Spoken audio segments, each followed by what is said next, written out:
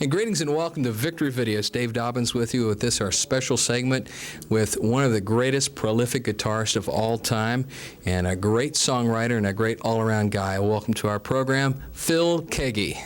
Hello, Dave. I like your microphone. Thank you. This is the latest state-of-the-art mic. We came well prepared for this interview, so we can share it today. Would that be good? Yes, let's share it today. Let's share this mic. That's got 3 cords coming from it, going through all your affiliate stations across the USA. Across the USA. Sure. Thank you. Well, as you can see, we have the latest state-of-the-art microphone. We're going to go on ahead and talk with Phil today, and thanks and welcome. You had a great concert tonight. Yeah, I wish you were here. I know. Well, we were busy preparing work for our next program for Christmas. This will probably be aired after Christmas, but we hope you enjoyed it. And, well, going through contemporary Christian music, it's been a long journey for you. You started out, and you were born right in Ohio, in Youngstown, Ohio. Yeah, that's right. And moved on to New York and then on to California. And now you live in Kansas City. That's a long journey. Oh, I tell you, I've moved around since then. Have you really? Yeah. Where do you live now? Okay, I was born in Ohio. We got that straight. Okay. I lived in upstate New York when my wife and I were first married, 5 years. Then we lived in Kansas City for 4 years, where we had our daughter Alicia. And then we lived in California for 6 years, where we had our daughter Olivia and our son Ian. And now, just a few months ago, we moved to Nashville, Tennessee.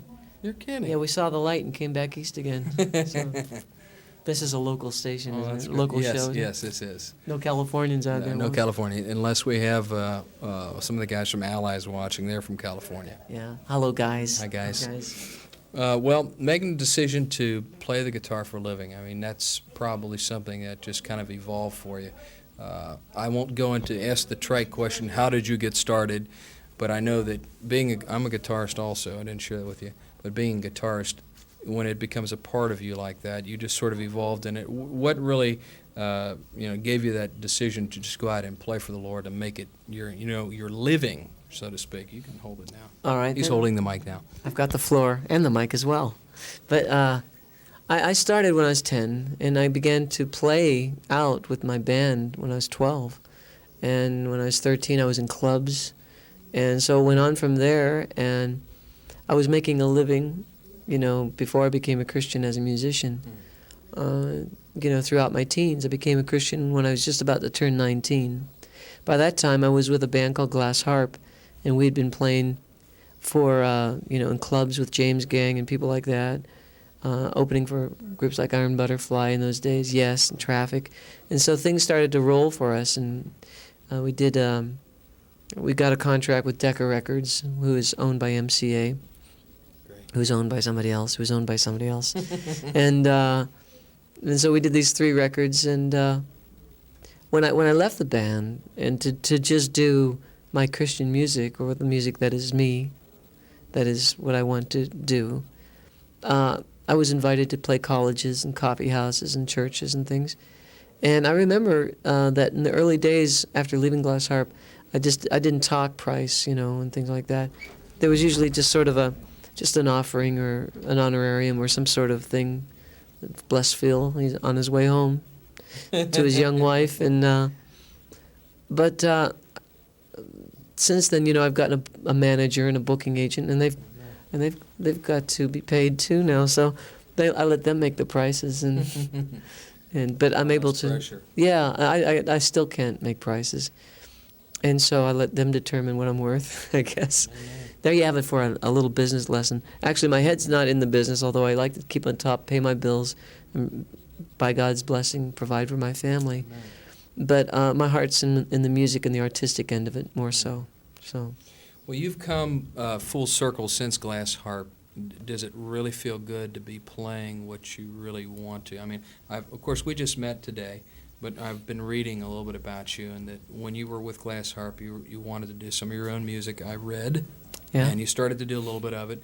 So since that time up until now, how does it feel to be able to have that freedom to just share from your heart with people? Well, I began to, with Glass Harp, the songs I contributed to the group had a Christian perspective. But mind you, we were all very young still then, and still going through the growing up stages and changes that go with growing up. And when I left, I left because I felt that's what I had to do at the time.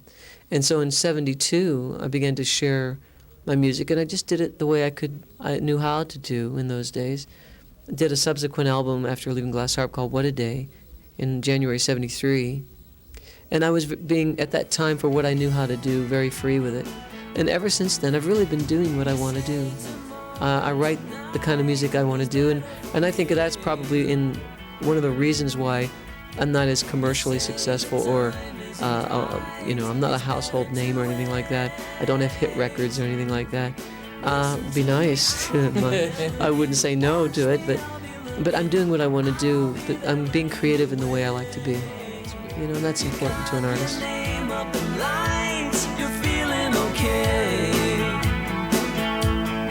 Listen to me, I'll be there looking. Watch me. I remember that when we first got What a Day, that was 73? Yeah. I mean, 74. Yeah. And my sister had that song, that album in that time, and I remember when we sat down and listened to that thing, we were very blessed. I understand that from What a Day through Emerging and Mastering the Musician, this is some of the albums that Phil has done. Flipside, or is it Phillipside? Town to Town, The Wind and the Wheat, and Sunday's Child, which is your latest album. Now, all great accomplishments in such a short time. You're only in your 30s. I know. What are you gonna do? I don't know. I don't know, but you'll still survive. I will. Thank you. Will you survive with me? Yes, I I don't know. will. I survive this conversation? I don't know. But so you've come a long way, baby. Oh, we're being silly here, I know. Go away. and please stay with us because we do have more. But God, truly, though, God has blessed you so abundantly with the talent, and I just would speak for a lot of those out there and those that are here, just to thank you for, listening to His call, and going after it and playing, because you blessed us so much with those albums. Thank you. Put the microphone right there. Okay, here we go. That is Phil's zipper on his foot. This is for you, Randy Stonehill. Ah, good.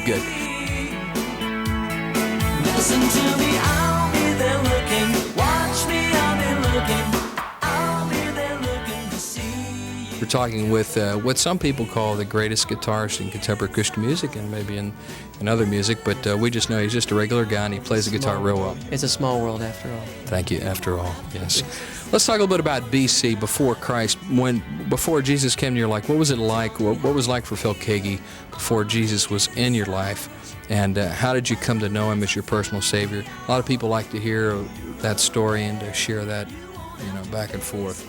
Well, You can hold the mic now. Okay. Well, actually, I was, as a youngster, just involved with music, and I went to church with my family and did all those things. And the more I got into music, the more I found out that perhaps this just wasn't what I needed to really make me happy. And so, how does one say it? I was just a regular kid, really.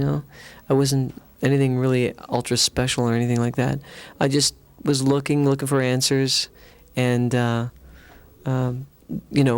involved with drugs for about a year and a half, which was really, a nowhere street. And like they say no. And but my mom was in a car accident on Valentine's Day, and her dying, going to be with the Lord, left me really empty and sad to lose her, and asking questions about eternity and what about it, what about should I die, what would happen. And well, God just drew near to me. He really drew close to me through my older sister, who shared the gospel with me, and I got to understand His love for me through her. And I asked the Lord in my heart, as simple as plain as that. But He did a miracle inside of me, and like a seed was planted inside of me that has been growing, and He's just really. I really looked to that point in my life in 1970 when I turned my life over to the Lord, and it wasn't a new leaf. It was, I gave my heart to God, and He came into my heart and made me a new person. And that's the hinge of my particular history that I look to, the stake in my life that changed, and that was the pivotal point of Phil Keaggy's life. And it actually, you know, Dave, when there was a record that we did as Glass Harp a year before I met the Lord, and then the album that we did for Decca a year after that, you know, it was like a difference of 5 to 6 years of playing and growth just within a year, because of how the Lord had changed my heart and my mind and my ability to play and to connect musically. So He really gave me something. He gave me substance. He gave me a sense of well-being that wasn't, you know, self-perpetrated, or, you know what I mean? So it was real. It was very real. And Christ became more than just a picture or a thought or a thing. He became a living person to me, and I came to understand His realness through His living Spirit, you know, His Spirit. I came to understand the Holy Spirit in a whole new way, because He touched my life, and He'll touch your life too, if you just ask Him to. Well, you know, we're going to talk about that a little bit more in just a minute, so don't you leave, because we're going to give you a chance to say a special prayer and invite Jesus into your heart. You know, you do a lot of traveling. I don't know where you're going from here. Less and less. Less and less because of the kids. What makes you still pack it all up and head on out? Bye, honey. Bye, kids. Love you. Gotta go. I mean, tell me a little bit about what's inside of Phil that makes you get it out and make it happen every time. Well, say, for instance, tonight's concert and last night's concert, which was in Georgetown, Kentucky. I was talking to Bernadette. I call her in the afternoon, and then I call her after the concert. And I don't usually go out anymore for more than 3 dates at a time. That's good.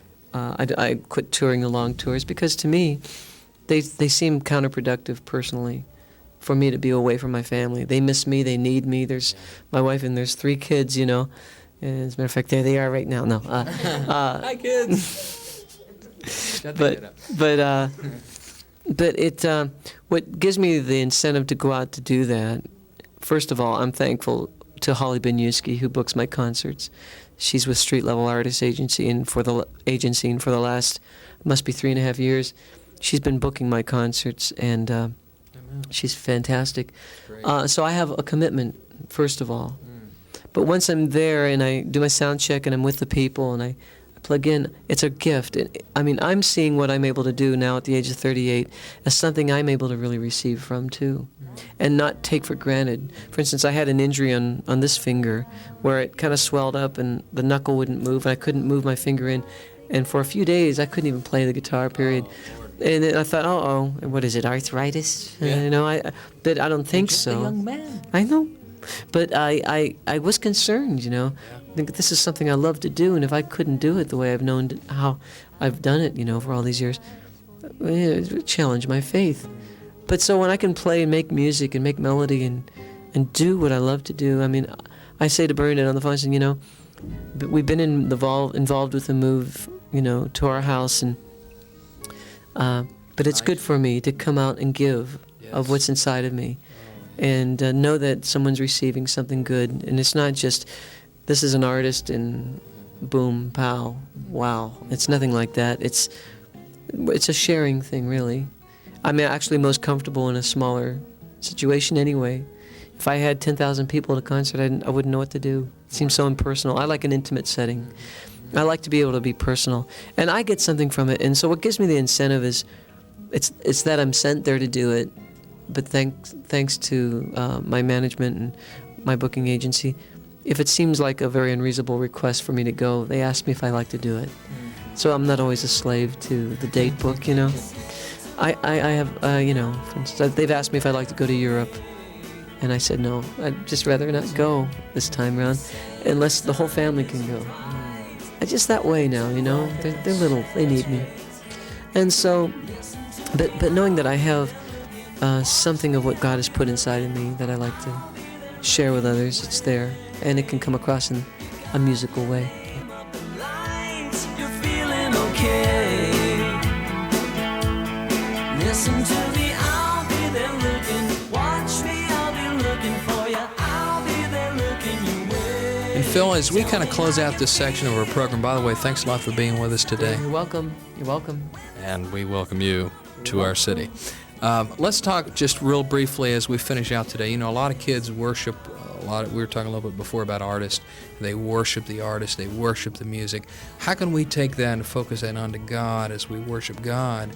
And then secondly, is our walk with the Lord an important thing in order for that to happen? Of course, I know your answer, but Well, you know, I think that people get a good feeling from something they, you know, like music. It does something. It stirs them, and oftentimes people don't understand what it is, and they don't know always how to express their thankfulness or their appreciation for it. Sometimes a person just gets giddy. Sometimes a person gets speechless. Sometimes a person, you know, stumbles over themselves in expressing their appreciation. I can only speak for myself, you know. People don't rush the stage when I come on, you know. It's not that kind of thing. There are a few autographs afterwards. It's usually a handshake and, gee, thanks so much, I enjoyed tonight, you know. But in light of so many people who have heroes, you know, I think... like Randy. Yeah, Randy, right. He's a good guy. Randy Stonehill? Yes. Yeah. He's huge. Randy, if you're watching this, you're huge. You're a monster. You're massive. But I think really God created us to worship Him. And like the Lord said, the people whom I've created for myself will declare my praise. The people I've formed for myself will declare my praise. And that's what the Lord wants. And I think if a person sees an artist as what they are, an artist, boom, you know, great. Thanks. Praise God, you know. So. Tell me how you feel on the inside. When the lights are finally out, will you run away? You won't have to face a crowd tonight. Tonight, tonight, tonight.